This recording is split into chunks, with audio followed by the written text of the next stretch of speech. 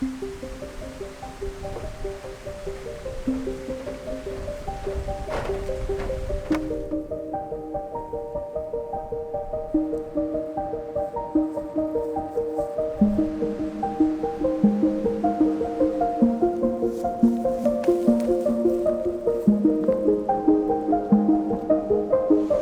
get me wrong, I absolutely adore summer, but the landscape photographer in me absolutely hates it. It's by far the most challenging and uninspiring time of the year, I find. The lighting conditions are super harsh for the majority of the day. Sunset and sunrise and those beautiful golden hours are really difficult to access due to them occurring at really unsociable times. Everything seems to bite you. The vegetation is a nightmare. It's hot and sticky work carting your gear around. It's just a nightmare, to be honest, and I have found myself in the middle of quite a serious summer slump lately where I felt really uninspired and very much challenged by the prospect of getting any images whatsoever.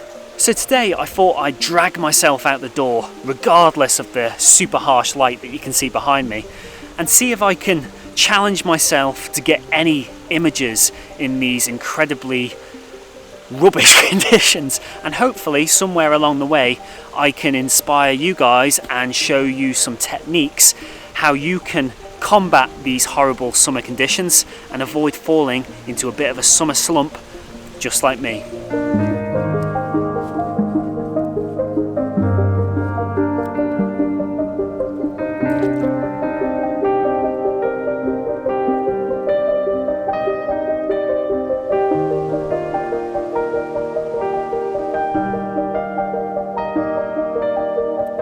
So today I've come to a location called Sulby Reservoir, which sits in the heart of the hills and mountains of the Isle of Man. The highest mountain, in fact the only mountain on the Isle of Man, Snaefell, can be seen right in the backdrop there. My thought process today would be that the water that you can see here would really offer good opportunities for long exposure photography, and in my experience long exposures are a good way to exploit kind of poor lighting conditions, and that's exactly what we've got today. The light is unbelievably harsh. I mean, I should have wore some shades for this because I'm squinting constantly on camera. It's an absolute nightmare. So yeah, I've kind of walked around the actual shore of the reservoir here, and the water level is a little bit lower than normal, and I've come round to this side which I've never been to before, and what I found here, I don't know if you can see behind me, we've got some old sort of tree stumps which are exposed by the water level falling here, and I think these actually hold the potential to act as really interesting foregrounds for long exposure here. You've got two kind of stumps. You've got this first one here and then a secondary one there, and I think both of them within the composition kind of work quite well really. So the first thing to point out with this setup here is my tripod is super low on the actual banks of the reservoir, and getting that low kind of position is really important for making this composition work behind me here. Now really what caught my eye was this tree stump right here, and it's not particularly what's above the water, it's what's actually below the water. All the actual roots of that stump can clearly be seen kind of extending down through the actual water, and I think it's really quite eye-catching. And then the same kind of applies to this secondary one, which is a little bit further down the shoreline. So really this one is dominating my foreground, and then this one sits a little bit further back. That bank of the reservoir and this bank here kind of frame my composition on either side, and then obviously the mountain Snaefell kind of sits in the backdrop there. I am including a little bit of sky at the top. There's not a huge amount going on there at the moment, but I am getting a little bit of cloud movement with the long exposure, so that's working quite nicely. In terms of actual setup here, I think filters are the absolute key here. Now the first thing is the polariser. I've popped that on, and the sun is kind of sitting in about this sort of direction at the moment, and that allows the polarizer to work really well in terms of pointing this way. So what it's effectively doing is it's taking the sheen and the reflection off this water surface, and why that's important is it allows the roots of this tree stump to be visible in the actual image, and I think it works really, really nicely. It makes that foreground so much more interesting than it otherwise would be. And then really the absolute key here is the 10-stop filter, and that is what I'm using to get that long exposure here. And what the long exposure is basically allowing me to do is to polish off this water surface behind me here. Just take all the detail out of it, kind of go for like a minimalistic kind of feel, and it really allows the eye to kind of draw to the main components of the image, these tree stumps and the surrounding scenery, all the more effectively, I find. Also, it is allowing for a little bit of cloud movement as that blows across, so I'm quite pleased how it's actually turning out so far. When you're shooting with a 10-stop filter, there are a few key steps and processes that you kind of need to go through in order to have an effective shooting experience and avoid frustrating yourself to an early grave. The first stop is really you want to get your composition set up and your focus locked in before you even apply the 10-stop filter. Obviously, when you've got the 10-stop filter on, you can't see very effectively through it, so it's going to be an absolute nightmare to try and actually find your composition. I mean, that's pretty obvious, but when it's in terms of actual focus point, you're better actually setting your focus point and then switching the lens into manual focus, because if you try and use autofocus when you've got the 10-stop filter on, it's just going to drive you absolute bananas. The camera is going to be hunting for contrast in the scene that it can't find, and it's just going to really struggle to actually set that focus point, so it's an absolute nightmare. A few other quick tips: you really want to turn vibration reduction off on your lens if you've got that in place, because it's just surplus to requirements. And also, if your viewfinder on the back of the camera has a little cover, which mine does, the D850, you want to put that in place, and that stops any light leaking in to that long exposure. Also, it's really important that you shoot with a self-timer or a cable release of some sort, because that will strip away any vibrations that you put into the camera and tripod, and that's really important with any long exposure. Really, the next key thing to keep in mind is you really want to set your base exposure before you even apply the 10-stop.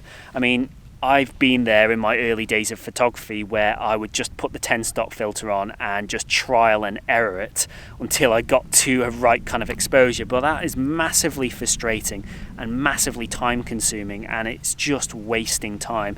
You're much better setting your exposure and then using a conversion app like the official Lee filter app, which I use, or you can use Photo Pills, for example. All of these apps have the actual conversion process on that allows you to convert your baseline test exposure into the equivalent exposure with the 10-stop applied. So for the composition behind me in terms of settings, I am shooting this at f11, ISO 64 at about 30 mils, and my baseline exposure is about 20th of a second.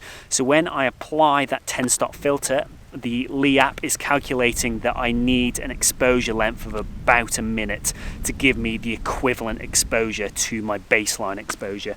And so far it's worked out pretty well. It's looking quite nice, I think. I am actually having to focus stack this as well, because that tree stump in the foreground there is quite close to my camera. It's very quite close. It's probably about a meter and a half away. So I'm going to do two exposures for this. One for the foreground focusing there, and one for the background focusing probably just behind that secondary stump there. And by combining those in post-processing, I'll get a nice final image here. I don't think it's going to be anything that sets the world alight, this image, but I've come here with very low expectations, so yeah, I'm quite enjoying this, considering the conditions just awful, and I'd otherwise be just sat at home moping, kind of dreaming of beautiful winter golden hour photography. I've actually managed to get myself outdoors, and I'm actually really glad that I have. So yeah, I think hopefully this video will provide a little bit of long exposure, harsh light inspiration for you.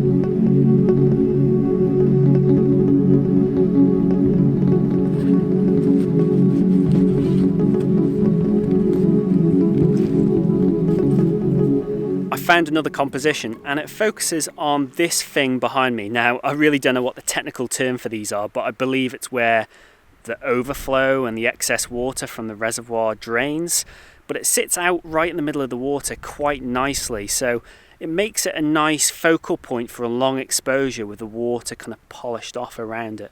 Works quite nicely, I feel, regardless of the really harsh light. And also what we're getting is, I don't know if you can see in the background, the kind of the cloud is kind of broken up a lot, so we're actually getting nice kind of fluffy clouds against the deep blue sky there, and there's a fair breeze today, so we're getting nice movement across the scene. So I think a long exposure here is going to get some quite nice cloud movement there.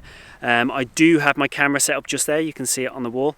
And in terms of settings, it's pretty similar to the first one. Again, I've got the polariser on. That should punch out the blue in that sky, so that's going to be really handy.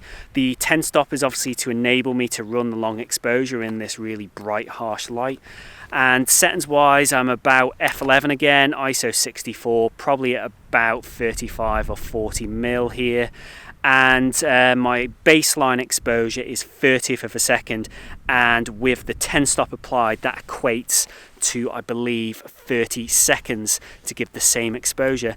And it's a fairly simple shot. It's again, it's nothing to write home about again, but that's not the purpose of today's exercise. I'm not trying to get world-beating images that will, you know, sit at the top of my portfolio. That was never the mission today. The mission today was to prove that weather doesn't need to be the barrier that some of us think it is, and really the summer slump that I've been in has been of my own doing, really.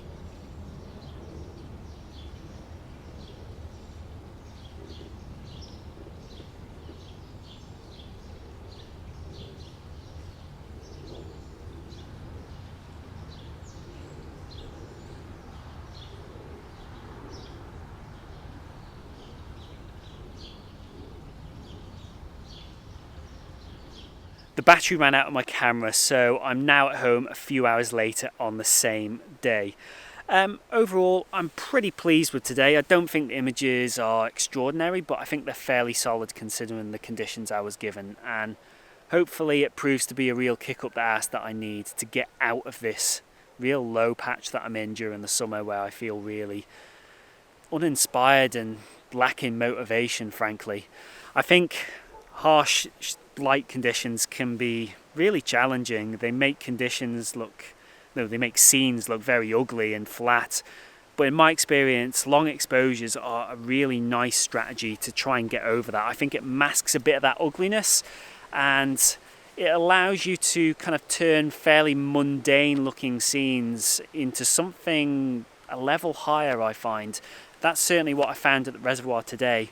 With the shots that I captured. I'd be really interested to hear your thoughts on those two images, and if you find yourself in a summer slump yourself, how do you deal with these conditions? How do you get yourself through the summer? It can be quite challenging. And yeah, thanks very much for watching today. I hope you've enjoyed it, and yeah, I hope this does give you some inspiration to get out there and kind of embrace the summer. But if not, don't worry. Those sweet moments of autumn and winter are just round the corner. Take care.